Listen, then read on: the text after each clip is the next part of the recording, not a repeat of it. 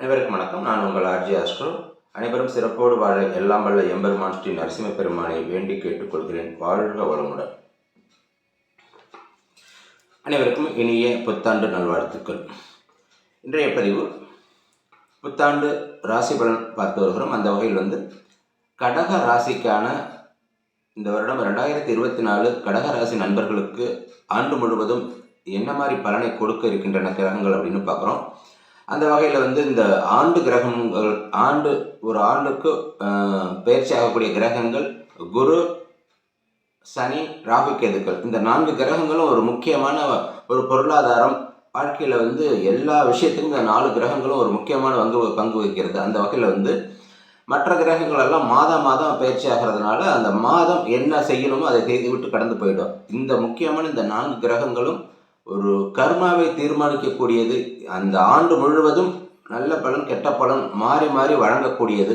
அது எந்த ஸ்தானத்தில் இருக்கோ அதுக்கு தகுந்தாற்போல் பலனை வழங்கி வருகின்றன. அந்த வகையில் கடகராசி நண்பர்களுக்கு இந்த வருடம் எந்தெந்த கிரகங்கள் எங்கெங்கு இருக்கின்றன அப்படின்னு பார்த்தோம்னா, ராசிக்கு 3ஆம் இடத்தில் கேது பகவானும், ராசிக்கு 8ஆம் இடத்தில் அதாவது அஷ்டமஸ்தானத்தில் சனி பகவானும், 9ஆம் இடத்தில் ராகு பகவானும், 10ஆம் இடத்தில் குரு, அதாவது 4வது மாதம் வரைக்கும், இந்த மாதம் ஏப்ரல் மாதம் வரைக்கும் இருப்பார். இந்த வருடம் ஏப்ரலுக்கு பிறகு மே மாதத்திலிருந்து குரு 11ஆம் ஸ்தானத்துக்கு பயணம் செய்கிறார்.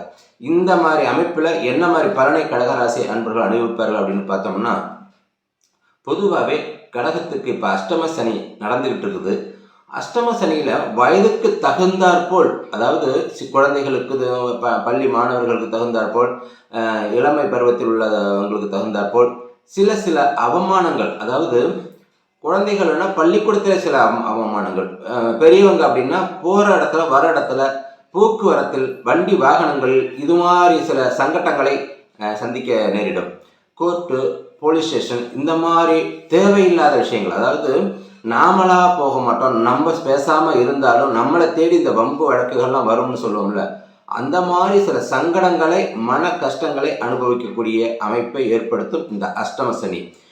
பொருளாதார ரீதியாக புதிய முயற்சி எதையும் செய்யாமல் இருப்பது சிறப்பு. அதே நேரம் பணம் பொருளாதாரம்லாம் சிறப்பாக இருக்குமா அப்படின்னு பார்த்தோம் அப்படின்னா, முயற்சி ஸ்தானம் இங்கே சரியில்லை. முயற்சி ஸ்தானம்னு சொல்லக்கூடிய 3ஆம் இடத்துல கேது பகவான் அமர்ந்திருப்பது, கேது எந்த முயற்சியும் செய்ய விடாது. இதுதான் விஷயம். இப்போ ராகுவாக இருந்ததுனால் அப்படியே பில்டப் பண்ணும், அப்படியே என்ன தோணுதோ அத்தனையும் செய்ய சொல்லும். ஆனால் கேது எதையுமே செய்ய சொல்லாது. இதுதான் விஷயம். புத்தியால் பழைக்கக்கூடிய அமைப்பில் இருக்கும். அப்போ ராகு 9ஆம் இடத்துல ராகு இருக்குது, குருவோட வீட்டில் இருக்கிறதுனால பண பொருளாதாரம் பாக்கியஸ்தானத்தில் இருக்கிறதுனால அந்த விஷயத்துக்கு எப்படியும், ஏன்னா இப்போ குரு 10லிருந்து 11க்கு பயிற்சி ஆகிறார் மே மாதத்துக்கு பிறகு பண பொருளாதாரத்தில் தடை இருந்து வந்த தடைகளெல்லாம் விலகி குரு போகும் இடம் என்ன, யாருடைய வீடுன்னா சுக்கிரனுடைய வீடு. அப்போ ஒரு பணக்காரகன் பணம் இருக்கிற இடத்துக்கு போகும்போது பண பிரச்சனை தீரும், பணம் பொருளாதாரம் வந்துகிட்டு இருக்கும். ஏன்னா பாகிஸ்தானத்தில் குரு வீட்டில் ராகு இருக்கிறதுனால பண பொருளாதாரத்தை கொடுக்கக்கூடிய அமைப்பில் தான் இருக்குது. அதே நேரம் வேலை வாய்ப்பை தடை பண்ணிக்கிட்டு இருந்தது. இப்போ இது வரைக்கும் குரு 10ல் இருந்து வேலையில் மாற்றம், பதவியில் மாற்றம், இந்த மாதிரியான சில விஷயங்களை எல்லாம் செய்து கொண்டு வேலை இழப்பு இதையெல்லாம் செய்து கொண்டு இருந்த குரு 4வது மாதம் வரைக்கும் அந்த நிலையிலேயே இருந்து 5வது மாதம், அதாவது மே மாதத்திற்கு பிறகு 11ஆம் இடத்துக்கு போகும்போது மிகப்பெரிய மாற்றம். கடந்த இந்த இப்போ நடக்கிற பொசிஷன்லேருந்து நல்ல முன்னேற்றம் தெரியும், உணர முடியும். பரவாயில்லப்பா, கொஞ்சம் நல்லா இருக்கிறான் அப்படின்னு சொல்லக்கூடிய அமைப்பில் இந்த கடகராசி அன்பர்களுக்கு இந்த வருடம் இருக்கும். அதே நேரம் ரொம்ப கவனமாக திருமண வாழ்க்கை அப்படின்னு எடுத்துட்டோம்னா ரொம்ப தடைப்பட்டு போராடி திருமணம் செய்யக்கூடிய அமைப்பில் இருக்கும். ஏன் அப்படின்னா 8ஆம் இடத்துல சனி பகவான் அமர்ந்து எல்லா விஷயத்தையும் தடை பண்ணி, 8ஆம் இடம் என்பது மாங்கல்ய ஸ்தானம். அப்போ திருமணத்தை தடை பண்ணிக்கிட்டே இருக்கும். ஒரு முயற்சிக்கு 4 முயற்சி. ஒரு பொண்ணு பார்க்க போகிறோம், பார்ப்போங்க நாளைக்கு நான் சொல்லி அனுப்புகிறேங்க, இப்படித்தான் சொல்லுவாங்களே தவிர ஒரு முடிவு, தெளிவான முடிவு ஒரு சடனாக கிடைக்காது. நம்ம எடுக்கிற ஒவ்வொரு முயற்சியும் தீவிரமான முயற்சியாக இருக்கணும். அந்த அளவுக்கு முயற்சி செய்தால் மட்டுமே கடகராசி இந்த வருடம் இந்த காலகட்டத்தை கடக்க முடியும். மற்றபடி பொருளாதார ரீதியாக நல்ல முன்னேற்றம் இருக்கும். ரொம்ப யோசித்து ரொம்ப நிதானமாக ஒவ்வொரு விஷயத்திலும் செயல்படக்கூடிய காலகட்டம் கடகராசி. மற்ற ராசிகளை கம்பேர் பண்ணும்போது கடக ராசி அஷ்டம சனியிலையும் சனி இருக்கிறது நல்ல ஸ்தானத்தில் தான் இருக்கிறாரு. சனி கும்ப வீட்டில் தான் இருக்கிறாரு. கும்பம் சனிக்கு ரொம்ப திரிகோண வீடு, அதனால சனி அதீத பவரில் தான் இருக்கிறாரு. சனியால் பெருமளவு அது அசிங்கம், அவமானங்கள், ரொம்ப சங்கடங்கள், தடை, இதை தவிர வேற எதுவுமே இப்போ கொடுக்கக்கூடிய நிலைமையில இல்லை. அதனால குரு உங்களுக்கு கொடுக்கக்கூடிய நிலைமையில இருக்க. யாராவது ஒருத்தராவது கை கொடுக்கணும்ல.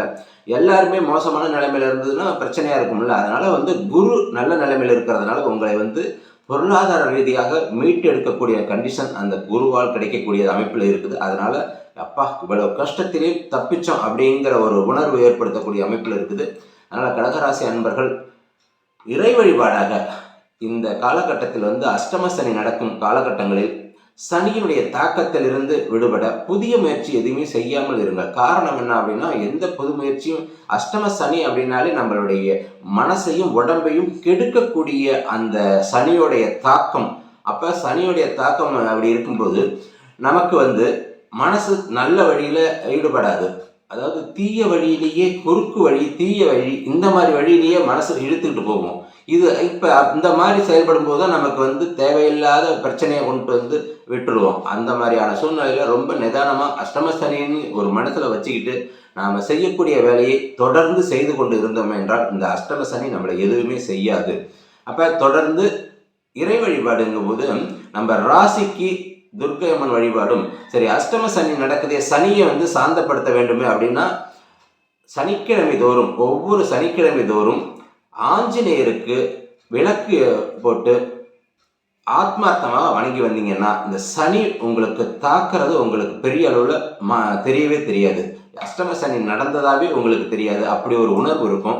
தொடர்ந்து வாய்ப்பு கிடைக்கும் நண்பர்கள் அஷ்டம சனியிலிருந்து தப்பிக்க இறை வழிபாடாக சனீஸ்வரனை சாந்தப்படுத்த ஆஞ்சநேயர் வழிபாடு ஒரு சிறப்பான யோகத்தை தரும் என்று சொல்லி மீண்டும் அடுத்த பதிவில் சந்திப்போம். வாழ்த்துக்கள். வாழ்க வளமுடன்.